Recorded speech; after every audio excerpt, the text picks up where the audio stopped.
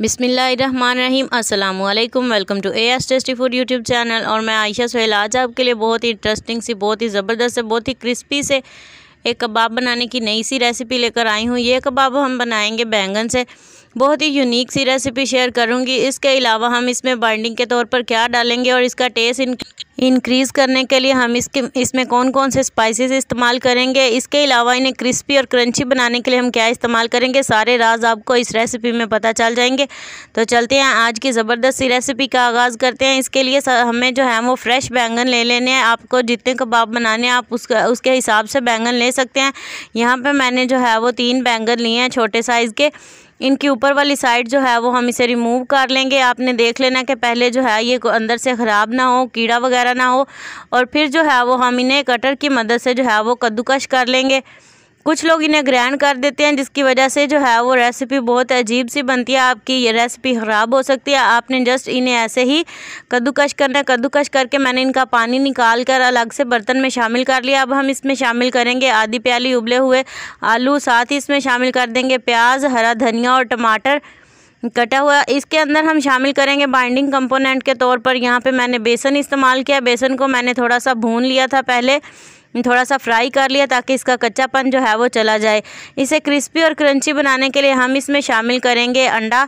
अंडे से अंडा जो है वो बाइंडिंग का काम भी देगा और इसके अलावा इन्हें क्रिस्पी बनाएगा। स्पाइसेस में यहाँ पे आधा चम्मच नमक और आधा चम्मच जो है वो इसमें जाएगा लाल मिर्च पाउडर। साथ ही इसमें शामिल करेंगे चाट मसाला 1 चम्मच भरकर। आप इसके जगह पे अनारदाना भी इस्तेमाल कर सकते हैं। 1 चम्मच इसमें मैंने डाला सूखे धनिए का पाउडर। 2 चुटकी के करीब इसमें हल्दी शामिल कर दी है। और इसे बहुत अच्छी खुशबू देने के लिए कसूरी मेथी मैंने शामिल कर दिया। सारी चीज़ों को अच्छे से मिक्स करेंगे और हाथ की मदद से जो है वो इन्हें मिक्स करेंगे ताकि स्पाइसेस जो हैं वो अंदर रच जाएं अच्छे तरीके से। जब हमारी डो अच्छे से तैयार हो जाएगी तो इस तरह से हाथ को आपने थोड़ा सा गीला कर लेना है और इसके ऊपर जो है वो हमने थोड़ी सी डो लेंगे। जिस भी शेप में आपको कबाब पसंद है आप उस शेप में बना लें। यहाँ पे मैंने गोल शेप बनाई है अमूमन जो कबाब की होती है। तो देखिए कितनी परफेक्ट टिक्की हमारी बनकर तैयार हुई है। इसी तरह से बाकी की सारी कबाब टिक्कियाँ भी हम तैयार कर लेंगे। इन्हें फ्राई करने के लिए घी जो है वो मैंने गर्म होने के लिए रख दिया है। जैसे ही घी गर्म होगा तो हम इसमें अपने कबाब जो हैं वो बारी बारी डालते जाएंगे।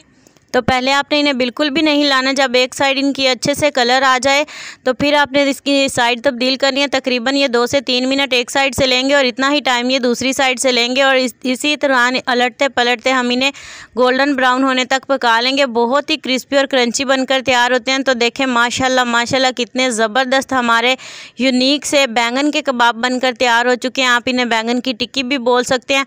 बहुत ही क्रिस्पी बनते हैं। आपने ये रेसिपी घर में ज़रूर ट्राई करनी है। वीडियो और रेसिपी अच्छी लगी हो तो लाइक ज़रूर करें। इसी तरह की इंटरेस्टिंग वीडियोस के लिए चैनल को ज़रूर सब्सक्राइब कर लें। नेक्स्ट वीडियो तक के लिए दीजिए इजाज़त। दुआओं में याद रखिएगा। अल्लाह हाफिज़।